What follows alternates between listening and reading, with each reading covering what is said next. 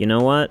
You've read and heard plenty of advice telling you that you should go out more and be around people, but maybe you don't know where to start.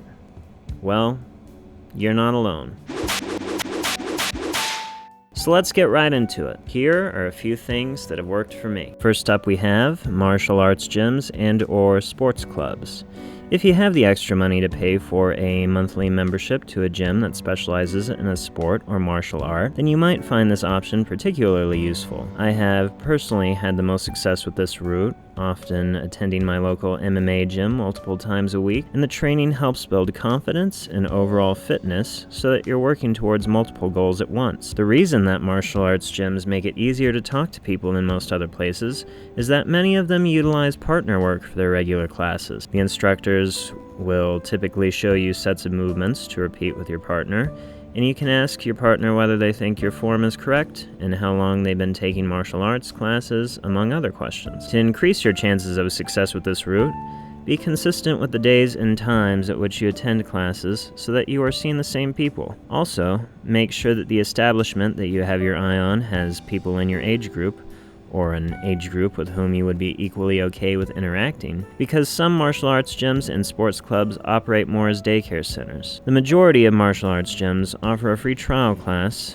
fortunately, so that you can determine if it will be a good fit before making any commitment. Next, we have concerts and music festivals. Something to keep in mind when attending a concert or music festival that might help you is that generally, people are there seeing their favorite artists to be around other people.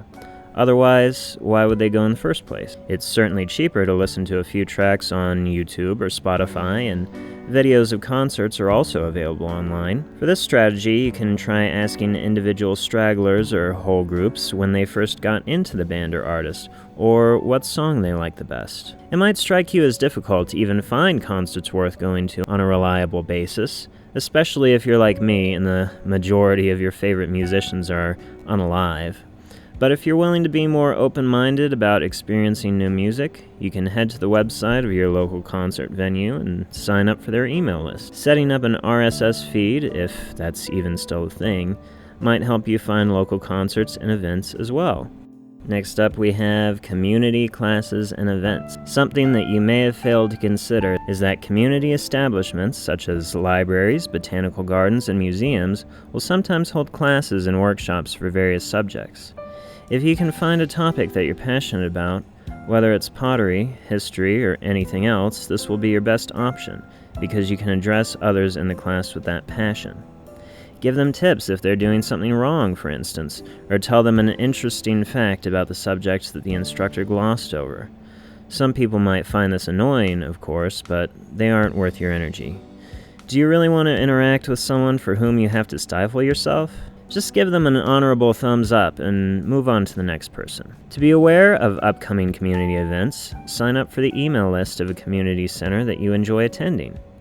If you also know of any bulletin boards out and about, people will sometimes advertise events there. I've heard many advice givers cite meetup.com as a promising option, but I personally haven't had much luck with it, probably due to my area. Consider seeing what's available on the app if you live in a big city, however.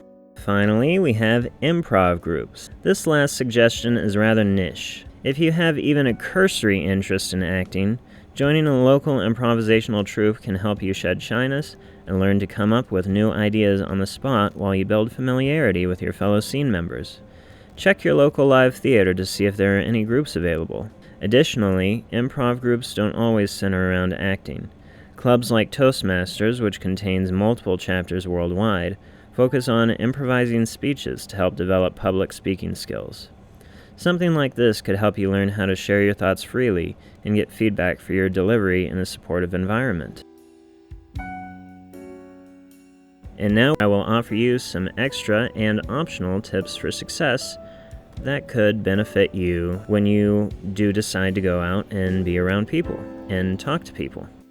Tip A. Some places are better to approach people than others. Yes, you can approach people anywhere and you might get a positive reaction, but wouldn't it make more sense to optimize your efforts at places that will give you a higher chance of success? Let me give you an example. At concerts, as I mentioned, people are more receptive to being social and loosening up because there's somewhere they want to be and they enjoy the music, making it a more viable option to meet people than, say, the bus. Do people talk on the bus sometimes? Sure. But for the most part, people don't want to be there. They're trying to get from point A to point B and have a higher chance of being more wary of strangers because they've been hassled before. You also won't know whether you have anything in common with them unless they're wearing a special t-shirt or something, so thinking of icebreakers will be even more of a challenge. Tip B: rejections are tests. Nothing more, nothing less. It's not the person who rejects you that's conducting the test, but rather a more abstract source which depends upon what you believe in. Maybe it's the universe, God, or just plain old natural selection. The test is for how high your self-worth is. Will you internalize the rejection and fail to move on even after the other person forgets about you, only punishing yourself in self-imposed isolation? Or will you shrug it off because you know that the rejection actually has little to do with your value as a person? Maybe the next person will not reject your approach. You won't know until you pass the test. Tip C: meeting people is easier when it's not your only goal. If you're at a location because you genuinely enjoy what's going on there, you can generally speak with more passion and articulation. For me, the opposite happened over a stretch of time. I'm not a Dungeons & Dragons fan at all, but I joined my university's D&D club to try and make new friends, convincing myself beforehand that maybe I would change my mind about D&D itself. Spoiler alert, I did not change my mind about it, even after almost a year of playing the game with them once a week. My failure to enjoy D&D made the goal of making new friends much harder, not only because it was harder for me to engage in the actual games in meaningful ways, but because all they ever talked about together was D&D. I couldn't contribute anything. You can really only chime into a conversation effectively if you have something to contribute. Tip D: if you have to force yourself, note that I did not say push yourself, but force yourself to talk to someone new, consider therapy. Anxiety at approaching and talking to someone new is normal. Feeling an overwhelming paralysis, however, with your throat drying and tightening up to a point where you can't say anything at an audible level, is not. People posit that talking to other people builds confidence and social skills, and this makes sense.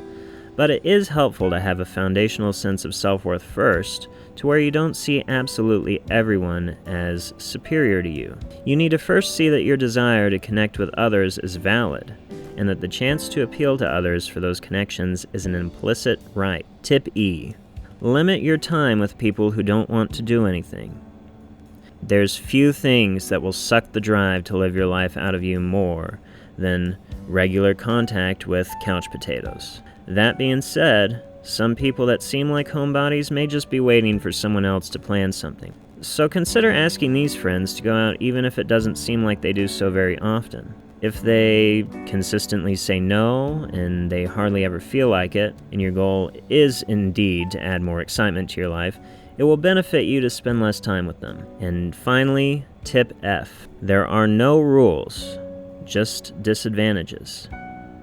If you take only one tip from this section, it should be this one, particularly if you're like me and you get caught up with a case of the I'm to's. I'm too old to go to a rave and dance around. Why? I'm too much of a bro to go to that Taylor Swift concert. Why? I'm too short to ask that girl out. Why? When the activity in question is legal and we've met our other responsibilities, then there's no reason for us to not do what we want to do. Yes, it will be much harder to blend in with the crowd if you're, say, 47 and attending a club that mostly only 21-year-olds go to, and many might view you with wary eyes. But if you go to the club repeatedly, you're bound to encounter people that don't mind your age eventually. The rate at which you will encounter people who are interested is simply lower. You're at a disadvantage, but that's all. And if doing the activity is important to you, you owe it to yourself to push through the misconception that you're, quote, not allowed. And that's it, everyone. I hope this video offered you some helpful ideas on where to head off to next. Please remember to like, comment, subscribe, and hit that bell. See you in the next one.